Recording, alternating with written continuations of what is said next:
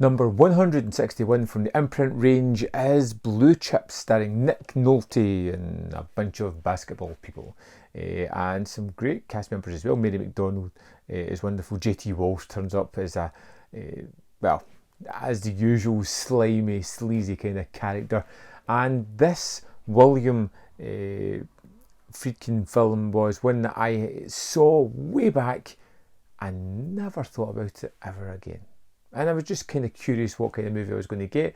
This is one that just jumps straight into the character of Pete Bell, played by Nick Nolte, as he is, or has, one of the best introductions that a character I've ever seen. He's a struggling coach of a basketball team. He's infuriated by his team because he's coming close to a loss season, which will be the first in his career.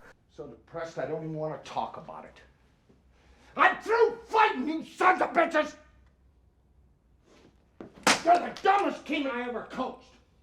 He's won some major championships before, but he's just kind of struggling. It's college basketball, and his performance at the start was just wonderful. This is a guy who is passionate about the sport, who loves his job, who eats, sleeps, breathes basketball and wants to do the best that he possibly can for it. Honestly, Christ, I just want to go home and cry when I watch us play.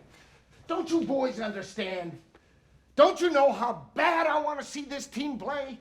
We meet this character who's at a kind of crossroads. He's struggling with the way that the business side of basketball is going. He hears rumours and he sees that some college kids are being given bribes of sorts to go to various colleges. He rallies against that. He believes that the honour of the sport needs to be held high in his esteem, but he's struggling to deal with the fact that he can't get the people he wants because everybody is just leaning down this path of bending the rules, breaking the rules, and it's just a wonderful character study of Nolte as he tries to wine and dine these various players to come to his school so that he can have them on the team, so that he can build a better squad than he already has.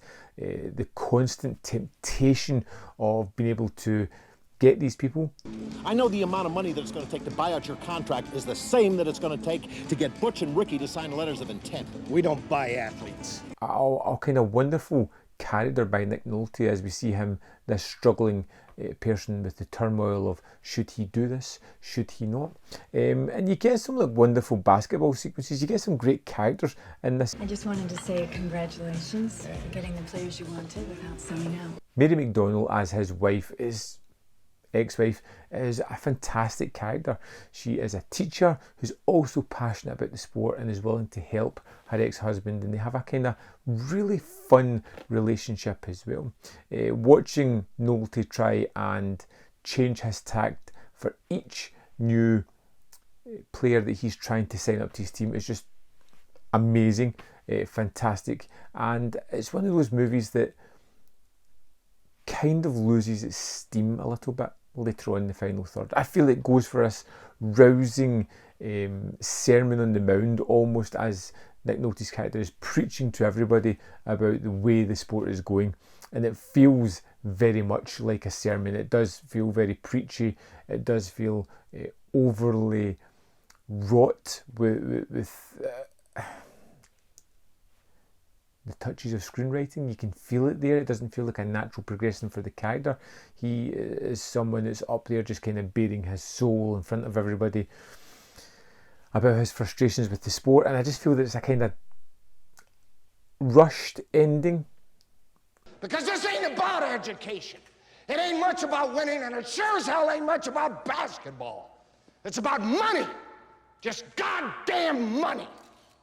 For the most part, I'm fascinated until it gets to kind of the end part, and I'm just like, it feels underwhelming. It feels unanswered. It feels like an indictment and a statement of the state of college sports at the time, which, to be honest, hasn't seemed to have moved on from my knowledge anyway. But there is some wonderful performances in this one.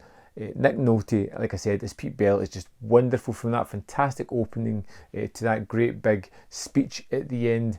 he's just on fire. What a character, what a performance. It just comes to life. Some of the actual basketball stars that are in the movie themselves, the performances are fine. I suppose we can give them a bye. Hey bro, how you doing? When you've got such great supporting actors like Ed O'Neill, Mary McDonnell, JT Walsh, like I said, these all elevate the film, but it's just not quite there for me. Watchable, entertaining, but I would like to have gone in a kind of different direction at the end. It's not the movie I got, it's kind of the movie I wanted though. It left me wanting, which is never a good thing. Definitely worth checking out. Definitely one that I can see myself watching again, and being slightly frustrated at the end yet again, but that's just the way it goes. I'd love to know your thoughts on Blue Chips. Let me know in the comment box below your thoughts on it. As always, there's more content up here. You can see more of my stuff. Don't forget to hit the like button, because apparently it helps these videos. And in the description box below are links to the Patreon, the membership program, or manvfilm.com, all ways which you can support me, which really help the channel, and I would thoroughly appreciate it. Thanks for watching. I'll see you next time on Man v Film.